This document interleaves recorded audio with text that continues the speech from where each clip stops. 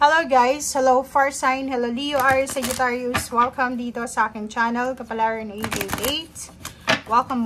Alamin natin kung ano ang messages, vibration, gabay energy para sa inyong lahat. At ay daily tarot reading, pwede kang makaresonate. Gamitin mo ang iyong intuition sa panunood. Far Sign, Leo, Aries, Sagittarius. Nako! Okay guys, 24/6. Magnanakaw na naman to. Far Sign, Leo, Aries, Sagittarius, mag-iingat ka sa araw na ito. Nako, Far Sign, Leo, Aries, Sagittarius. Nako. Saan ka ba pumupunta araw-araw? Sa trabaho? Saan ka ba sumasakay? Mag-iingat ka. Pwedeng sa loob ng bahay din to eh. So, ingat-ingat tayo dahil posible tayong manakawan ng pera. Manakawan tayo ng ari-arian. Manakawan tayo ng pag-asa, ng pangarap, or kano pa man. Basta sinasabi ng baraha, mag-iingat ka dahil posibleng today ay may isang tao na balak kang pagnakawan. And 37, etong 37 na to is pwedeng, kung ano man ito na nananakawan sa'yo, ay posibleng ikaw yung magsasuffer na to financially. Ikaw yung maghihirap. Kasi, di ba?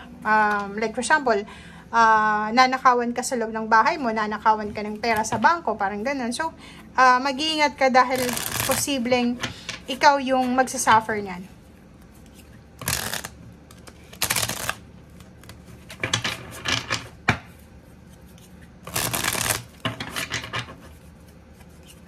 Lalo na doon sa mga sumasakay sa mga public transportation, sa bus, sa jeep, sa mga train, make sure na mag-ingat kayo sa araw na ito.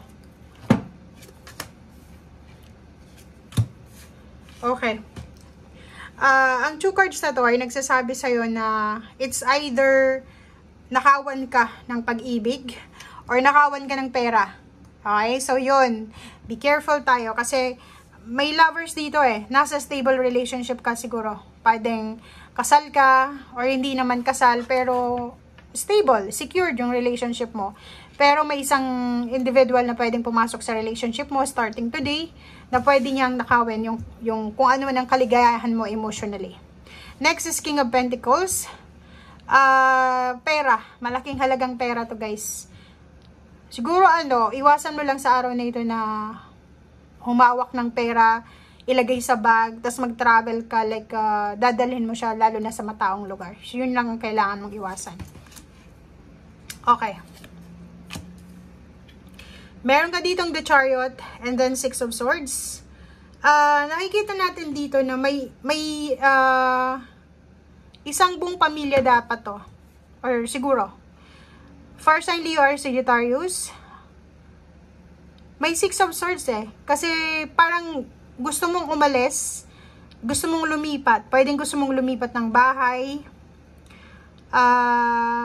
Gusto mong tumigil sa trabaho. Parang yun nakikita ko sa'yo. Gusto mong makalipat ng trabaho, ng country. Gusto mong isama yung family mo. Like for example, gusto mong nasa ibang bansa ka, OFW ka, gusto mong kunin yung pamilya mo sa Pilipinas, dalhin dyan sa pinagtatrabahuhan mo. Kaso lang, ang Chariot na to, reverse siya. So, ibig sabihin niya, hindi pa siya possible today. Diba? Or, kasi may malaking halagang pera dito guys eh. Paki-comment sa comment section kung halimbawa habang nanonood ka ngayon, may balak kang mag-travel bukas, ngayon mismo, na may hawak kang pera. Malaking halagang pera, may dala kang alahas, or kung ano man to na valuable thing sa loob ng bag mo. Kasi sinasabi ng bara sa'yo na kung maaari, pwede mo munang i-delay to, i-postpone mo muna. Pwede ka naman mag-travel pero huwag kang magdadala ng mga mamamahaling bagay. Okay?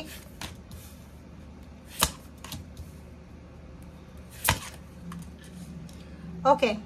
Overall energy, Far Sign, Leo, Aries, Sagittarius, sinasabi ng baraha mo dito na malaki yung pagbabago na magaganap sa buhay mo ngayong 2024. Diba?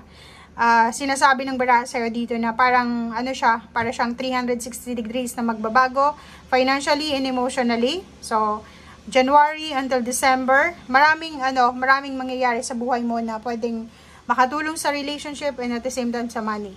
May mga ano dito, may mga pain and heartaches, may mga sama ng loob ka na posibleng matapos na.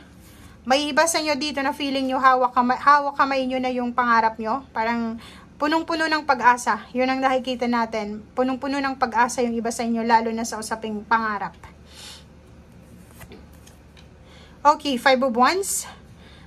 Nakikita natin dito na sa araw na ito, iwasan natin yung pakikipag-away, pakikipag-diskusyon, pakikipag-kompetensya. Iwasan natin yung i-prove sa ibang tao yung worth natin. I-prove sa ibang tao na tama tayo, na mali sila, ganito, ganyan. Temperance. So, para makaiwas ka sa tukso ng pakikipag-away, para makaiwas ka sa tukso ng pakikipag-diskusyon, pakikipag-kompetensya, kailangan mo ng pasensya, temperance. 4 of Wands, sinasabi ng baraha sa'yo dito na today siguro binibigyan ka ng ating spiritual helpers ng pagkakataon para ayusin yung 4 of Wands mo. Ang 4 of Wands natin guys is stability to. Stability and security ng ating buhay. Relationship, family. Okay, yung connection natin. Intimate man yan or personal. So, sinasabi ng baraha sa'yo dito na sa araw na ito, kailangan mong ma-realize yung mga bagay-bagay na pagkakamali mo, pagkakamali ng ibang tao. And wag natin masyadong ilagay sa sarili natin na tayo ay palaging tama. Kasi minsan may mga pagkakamali tayo na dahil sa pride natin, kahit mali tayo, hindi tayo nagpapakumbaba. Diba? 4 of Cups, sinasabi ng baraha sa'yo dito na naghihintay ka siguro, naghihintay ka na may tumawag sa'yo, naghihintay ka na may, naghihintay ka ng freedom from pain and heartaches. So, nakikita ko sa'yo dito na naghihintay ka na mawala na yung mga hinanakit mo sa puso, mawala na yung lahat ng mga sama ng loob mo, naghihintay ka na matapos na yung mga issue sa financial, naghihintay ka na matapos na yung issue sa emotional, lalo na sa stability mo, sa family. Okay, the Tower. So, yun yung hinihintay mo, di ba?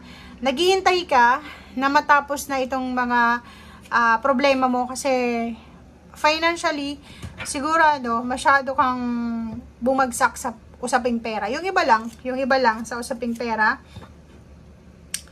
medyo hindi naging stable yung financial mo. Siguro simula October hanggang December 2023. So, yun ang gusto mong simulan. Gusto mong magsimula ng fresh ngayon. And 4 of Swords, marami kang realization, marami kang pinag-iisipan. Lalo na sa araw na ito, iniisip mo kung ano yung pwede mong maging solusyon or kung ano yung strategy, kung ano yung pwede mong magawa, lalo na sa ganitong sitwasyon. Okay? Thank you guys and see you again. Bye!